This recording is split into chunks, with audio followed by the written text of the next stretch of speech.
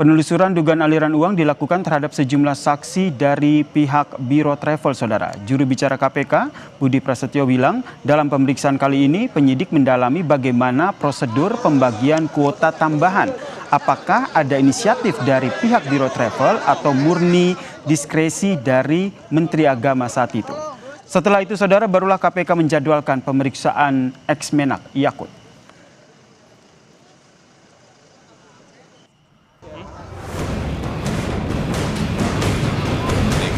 Telah menetapkan 2 orang sebagai tersangka.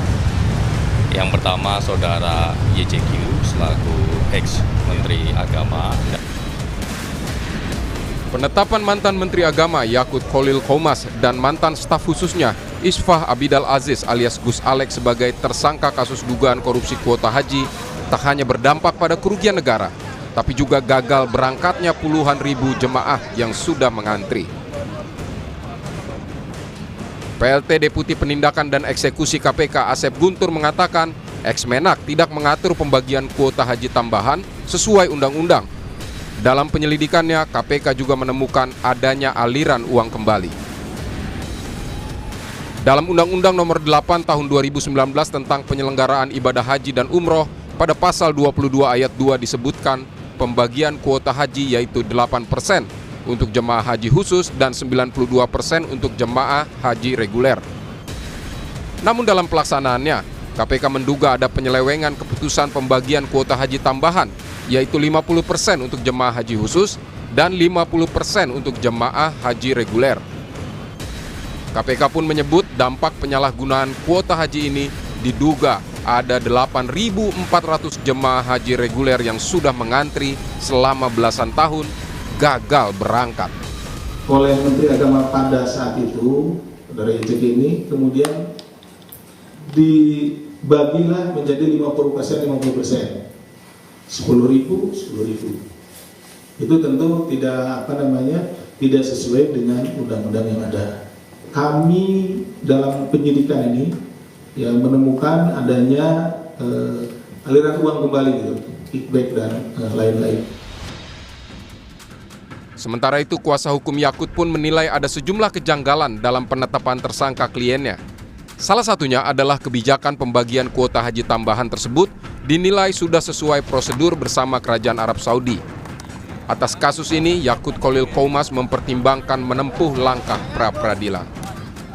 Disampaikan bahwa kebijakan itu melanggar hukum, padahal jelas ada pasal-pasal, ada pasal 9 dalam Undang-Undang Haji yang memberikan kewenangan atribusi kepada Menteri Agama untuk menetapkan kuota tambahan. Kemudian ada fakta-fakta yang juga tidak muncul bahwa sudah ada loh MOU dengan Saudi dan Indonesia terkait dengan kuota itu dicantumkan di dalam MOU itu. 50-50 itu ada di situ. Apakah akan pra-peradilan? Ya, tentu wacana itu sedang kami lakukan, ya, pendalaman kira-kira langkah hukum apa yang dilakukan. Sebelumnya, juru bicara KPK Budi Prasetyo sebut telah memeriksa 400 lebih biro perjalanan haji. Dari pemeriksaan hingga saat ini, sudah ada 100 miliar rupiah dana yang dikembalikan ke KPK terkait dugaan korupsi kuota haji. Jika sudah ada jadwal pemeriksaannya. Adapun hari kemarin dan hari ini juga sudah dilakukan pemeriksaan ya pada hari kemarin yang berkaitan dengan dugaan aliran uang ya. Termasuk juga pemeriksaan hari ini itu juga terkait dengan dugaan aliran uang ya. Di mana pada pemeriksaan kemarin juga didalami bagaimana inisiatif pembagian kuota tambahan ini dari pihak PIHK atau Biro Travel. Usai KPK menetapkan ex-Menteri Agama Yakut Kholil Qomas sebagai tersangka, KPK kini menelisik dugaan aliran dana termasuk pihak swasta yang diduga terlibat dugaan kasus korupsi kuota haji. Patut dinanti, apakah dalam pemeriksaan perdana sebagai tersangka, mantan Menteri Agama era Jokowi ini akan mengenakan rompi oranye dan ditahan KPK? Tim Liputan Kompas TV. Saudara, penetapan mantan Menteri Agama Yakut Khalil Qomas dan juga staf khususnya sebagai tersangka kasus dugaan korupsi kuota haji tidak hanya berdampak pada kerugian negara, tapi juga berdampak pada gagalnya berangkat ribuan jemaah yang sudah mengantre lama, saudara. Lalu bagaimana seharusnya penanganan kasus ini? Kita perbincangkan dengan pengamat haji dan umroh serta ekosistem haji, Mas Ade Marfudin yang telah bergabung bersama kami di Kompas Petang. Selamat petang, Mas Ade. Petang, Assalamualaikum warahmatullahi wabarakatuh. Waalaikumsalam. Ini sungguh miris begitu ya, bisa dikatakan begitu karena tidak hanya melakukan kerugian negara, tapi ini dampaknya luar biasa. Ada 8.400 jemaah yang sudah mengantre belasan tahun gagal berangkat gara-gara tindakan korupsi ini. Anda melihatnya seperti apa? Ya, tentunya ini kan sebuah perjalanan panjang ya. KPK menetapkan tersangka sudah cukup 1 tahun, 2024 diawali dengan pansus, baru 9 Januari 2026 ada penetapan tersangka.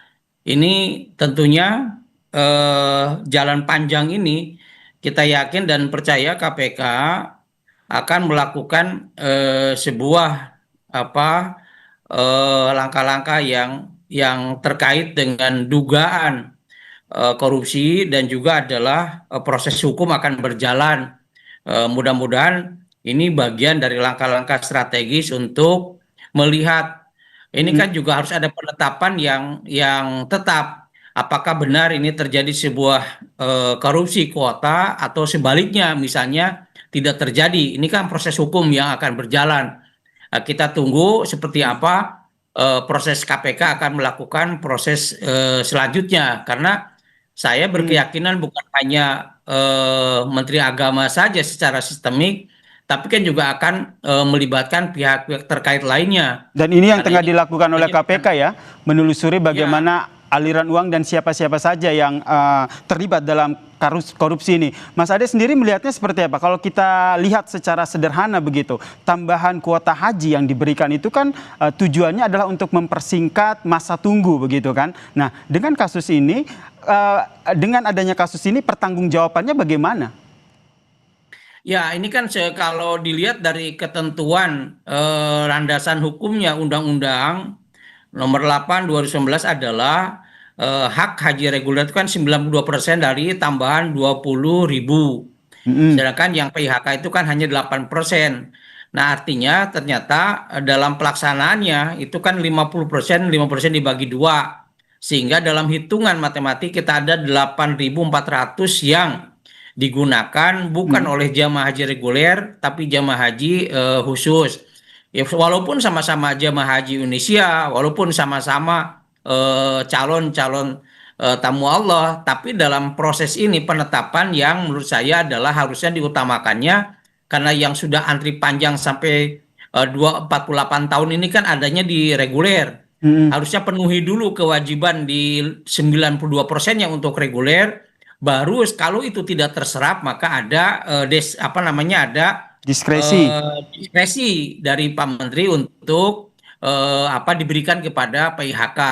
Nah, tentunya juga ini kan semuanya adalah punya alasan-alasan yang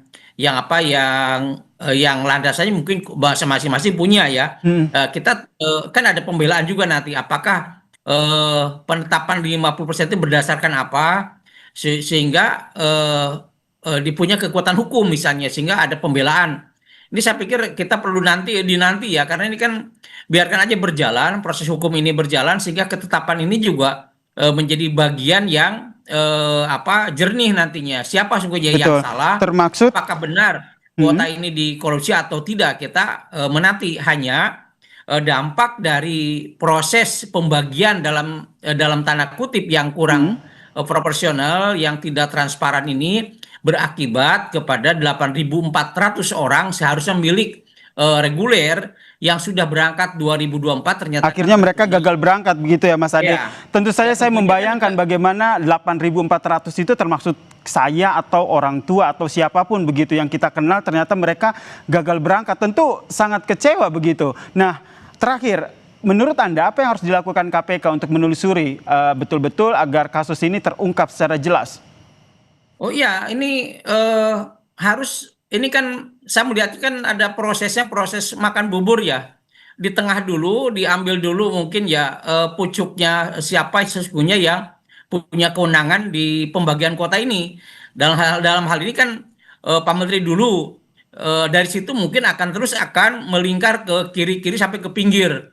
Nah Baik. tentunya ini kan akan dicari siapa saja yang terlibat. Kalau sudah ditemukan 400 yang dipanggil, diminta kesaksian 400 misalnya lembaga, itu kan otomatis saya yakin dan bukan sendiri, nggak mungkin bermain sendiri, pasti ini aja ada korporasi, ada kolaborasi, ini kan pastilah tidak sendirilah. Untuk itu kita memberikan kepercayaan kepada KPK supaya mengusut tuntas proses ini supaya ada kejelasan bagi masyarakat sesungguhnya seperti apa yang terjadi. Kejelasan Jadi kepada ini masyarakat ya, makanya karena kita tahu sekarang KPK juga tengah menelusuri sebenarnya aliran uangnya kemana saja, termasuk kepada Ya, pihak tentunya. swasta. Ini yang kita nantikan Ya. bersama ya. Terima kasih pengamat haji umrah dan juga ekosistem haji, Mas Ade Marfudin telah berbagi perspektifnya di Kompas Petang. Salam sehat.